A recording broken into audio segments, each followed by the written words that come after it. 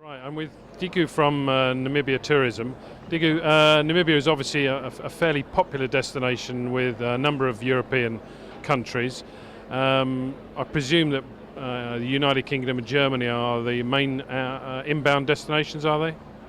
Yes, currently German-speaking European uh, market segment is the major inbound travelers to Namibia, and followed by the British and then by Italians and the French.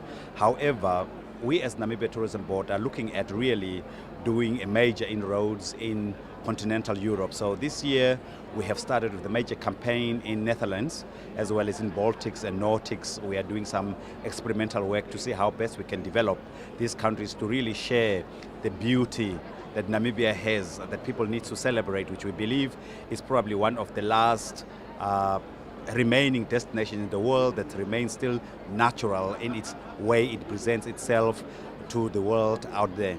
Nations. We work directly with the travel agents, the tour operators as well, that are really looking at selling unique destinations which are boutique, and then we are using also the in-consumers through by means of consumer trade fairs and other mechanisms that we would have at our disposal. Yes, definitely Namibia is already positioning itself to look at how best we can maximize the opportunities that we will be able to, which will be presented by World Cup 2010. In that event, we are looking at really pre, during and post World Cup 2010 tourism packages, and as part of this campaign that I just mentioned in Europe, we are looking at selling that as one of the packages that Namibia needs to offer and so far as possible. Also, we are looking at positioning Namibia as a destination from where travelers can actually station themselves and use Namibia as a satellite venue to fly into South Africa to attend to the games, and after that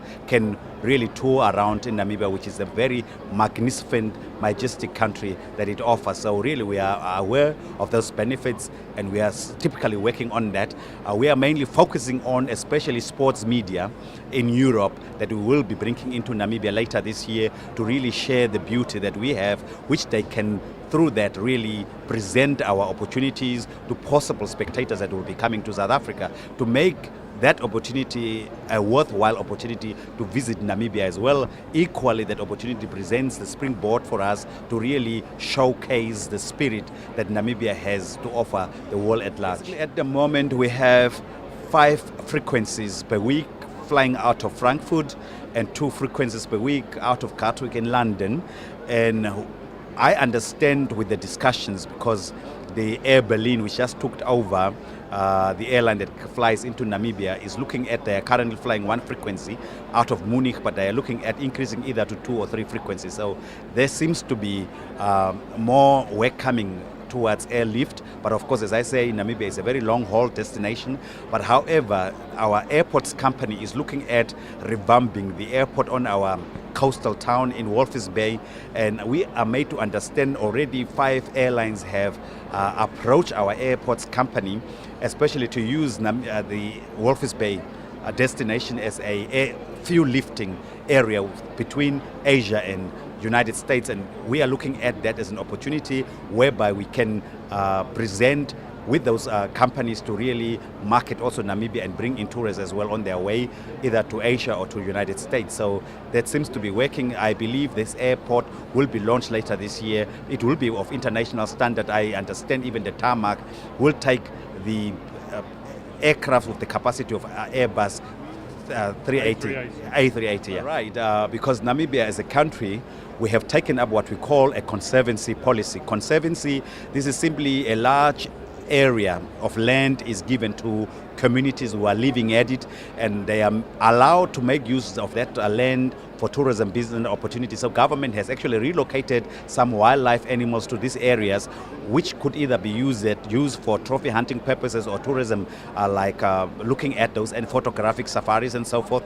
And we have almost close to 50 of those. They are making quite a lot of profit, which is generated or plowed back into the communities, which they could use for different community projects such as building schools or rehabilitating boreholes for water supply or building clinics, in which case government provides the nurses because somebody has to provide the facilities. And this project has been working, and I believe a lot of other Southern African countries are looking at how the best they can replicate such policy.